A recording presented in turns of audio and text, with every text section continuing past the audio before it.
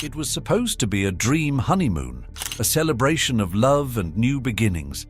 But instead, it turned into a nightmare when Christy Chen was brutally beaten to death by her husband, Bradley Robert Dawson, in February 2022. The two had exchanged vows, seemingly with a bright future ahead. Christy had worked as a pastry chef before deciding to return to school to become a pharmacist. Her husband, Bradley, worked in the IT department for a non-profit organization focused on child welfare. They appeared to have it all, a life full of promise. Everything seemed perfect until the couple traveled to an exclusive resort in Fiji for their honeymoon. It was the same idyllic location where the film The Blue Lagoon had been shot in 1980, starring Brooke Shields. Turtle Island Resort promised luxury, with private villas, gourmet meals, and personal concierges. But on July 9, 2022, the resort became the haunting scene of a horrific crime. Christy's lifeless body was discovered in a pool of her own blood, brutally murdered in their bungalow. Resort staff made the grim discovery, sending shockwaves through the community and casting a dark shadow over what should have been a celebration of love. It was a honeymoon that turned into a nightmare, a tragedy that shattered the hearts of many. Christy Chen, a woman who had just celebrated her dream wedding, was brutally murdered by her own husband, Bradley Robert Dawson, in February 2022. What started as an idyllic vacation in Fiji ended in the most horrific way imaginable. Authorities discovered that Christy had multiple blunt force injuries to her head, but her husband, the man who was supposed to protect her, was nowhere to be found. Suspicion quickly turned to Dawson. According to Christy's family lawyer, the couple had had a heated argument over dinner the night before. The staff only noticed the next afternoon that the couple had missed breakfast and lunch. When they entered the bungalow, they found Christy's lifeless body in a pool of her own blood. The horrific discovery left the staff in shock. But what made it even stranger was that her husband was gone. He had taken nothing but his wallet and passport.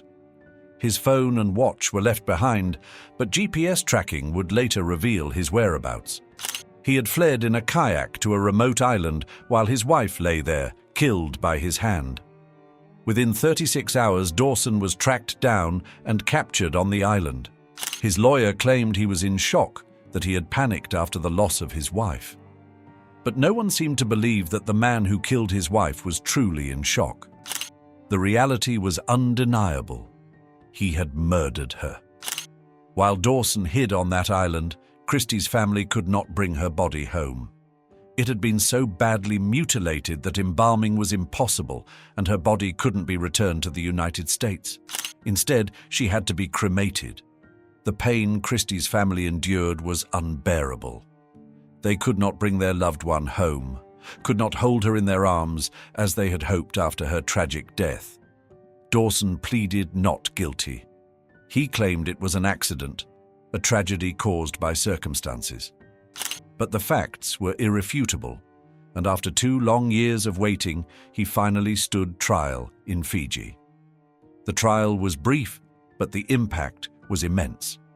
The judge declared with absolute certainty that Dawson was responsible for his wife's death. The defense was unbelievable, the witnesses credible, and the evidence undeniable. There was no doubt. Dawson was convicted of the murder of Christy. The charge of murder was proven beyond a reasonable doubt. The conviction was a step toward justice, but for Christy's family, the pain was not over. They would never hear her voice again, never feel her laughter or her love. The trial was over, but the devastating void she left would remain forever. Dawson would likely never return to Memphis, Tennessee, as he faced a life sentence in prison. A newlywed couple on their honeymoon, in paradise, Fiji, of all places. What could be more perfect? A dream vacation to celebrate the beginning of their life together. But what happened next shattered that perfect image in the most brutal, heartbreaking way imaginable. Her husband, the man she trusted, the man she loved, he murdered her.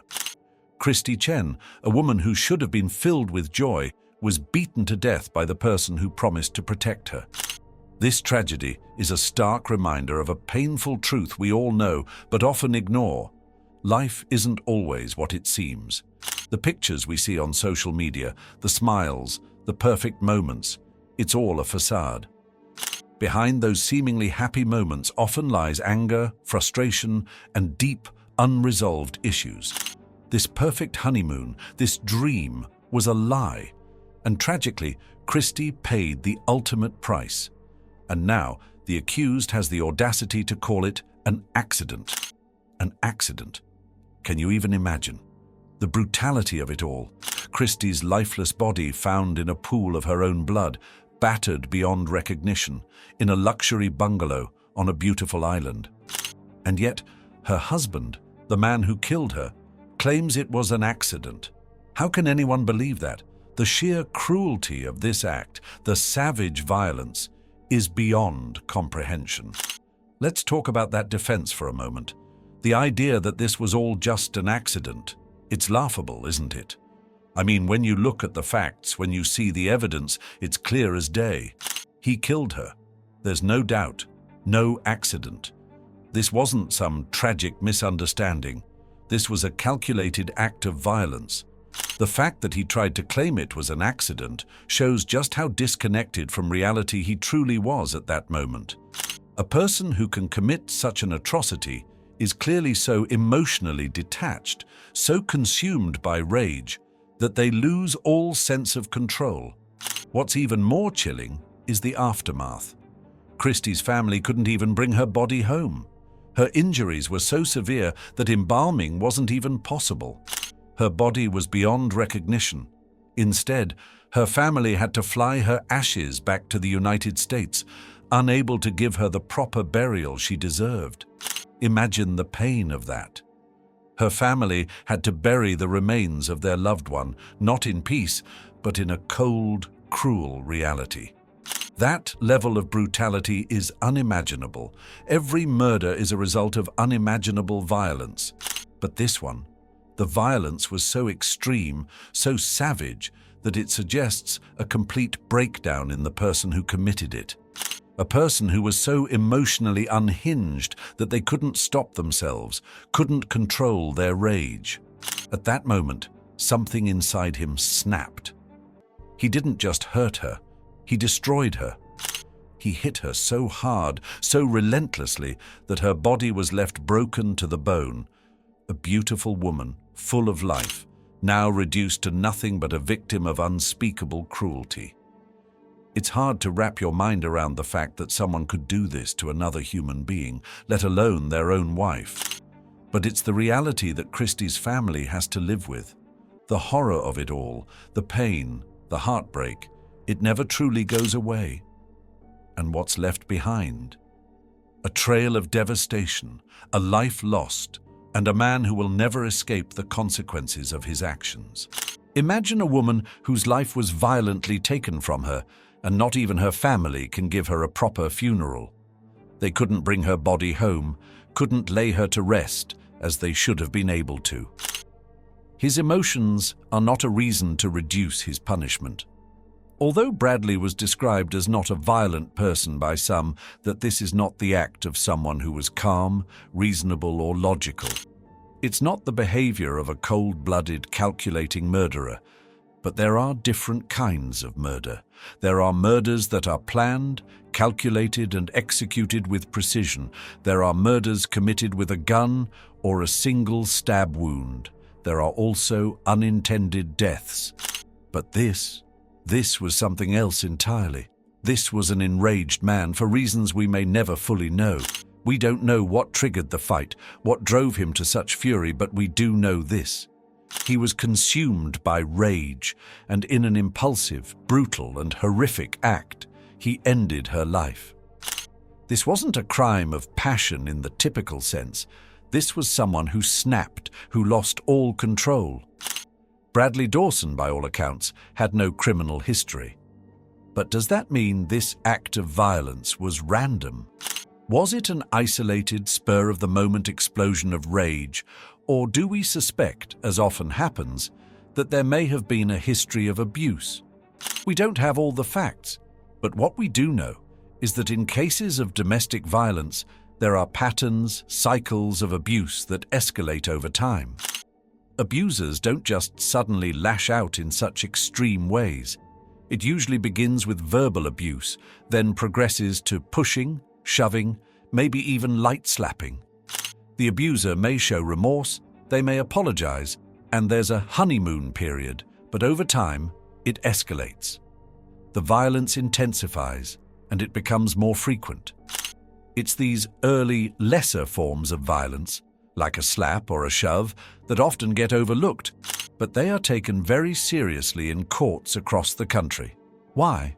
Because those seemingly small acts of aggression are often the beginning of a dangerous cycle. A slap or a push might not break bones or leave visible scars, but it leaves emotional scars that can be just as damaging. Sometimes they don't even result in physical injury, but they mark the start of something much more dangerous. Courts know that this is often how it begins, and they take it seriously, because we just don't know if that slap will lead to a punch and then a fatal blow years down the line. When it comes to intimate partners, the emotional volatility can be explosive. These are people who, on the surface, seem like law-abiding citizens without any criminal background.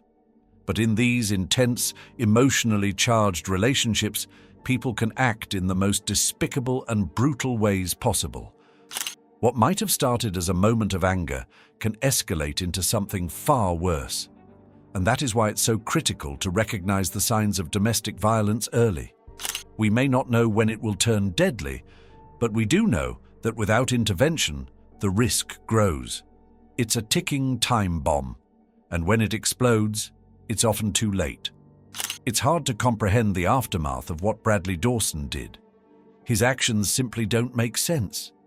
If he truly believed that his wife's death was an accident, why would he flee? Why would he leave her body behind and escape in a kayak, attempting to reach a remote island? He didn't take his phone, he didn't take his GPS watch, but he took his passport and he ran.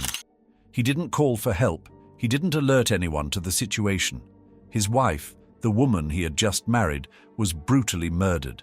But instead of seeking help, he abandoned her and fled.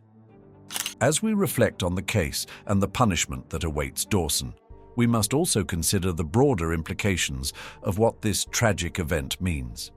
It's a stark reminder that domestic violence can escalate to horrific extremes, but it's also a call to action. We have to ask ourselves what more could have been done. How can we prevent tragedies like this from happening? The justice system in Fiji will now determine his sentence, but no amount of time in prison will bring Christy back. The pain her family feels is unquantifiable, but the hope is that this conviction will serve as a reminder to all of us about the importance of recognizing the signs of domestic abuse before it escalates into something deadly. When Dawson was arrested, he was suspended from his position at the non-profit organization Youth Villages, where he worked in the IT department. On Thursday, Judge Hamza declared that he was absolutely certain that Dawson was the sole person responsible for the murder of his wife. In 2022, a lawyer representing the parents of Christy Chen revealed the heartbreaking truth. Their daughter's body was so severely damaged that it couldn't be embalmed for her return to the United States. Instead, Christy was cremated. This was the devastating reality for a family who had lost their beloved daughter under unimaginable circumstances. Christy had once worked as a pastry chef, a career she left to pursue her dream of becoming a pharmacist. She had been working at a Kroger supermarket in Memphis when tragedy struck. According to the family's lawyer, Ronald Gordon, who declined to comment further, Christy and her husband, Bradley Dawson, had been involved in a heated argument the night before Christy's death. They were seen fighting during dinner, an ominous sign of the violence to come. Dawson, a former employee at Youth Villages, a non-profit focused on child welfare in Memphis, was arrested shortly after Christie's body was discovered. The organization confirmed his role in their IT department at the time of his arrest. Online records show that Dawson had no prior criminal history in Shelby County, where Memphis is located. The tragic events unfolded at the Turtle Island Resort, a secluded and exclusive 500-acre island retreat in Fiji, where the couple had gone for their honeymoon. This luxurious resort, a haven for couples, can only accommodate 14 pairs at a time, adding to its sense of exclusivity. Located in the Yasawa Islands, a remote group of around 20 volcanic islands in the western part of Fiji, the resort is surrounded by the natural beauty of the South Pacific. It was supposed to be a dream vacation, a far cry from the nightmare that would soon unfold. The convicted killer will remain in custody until the hearing on January 27, 2025.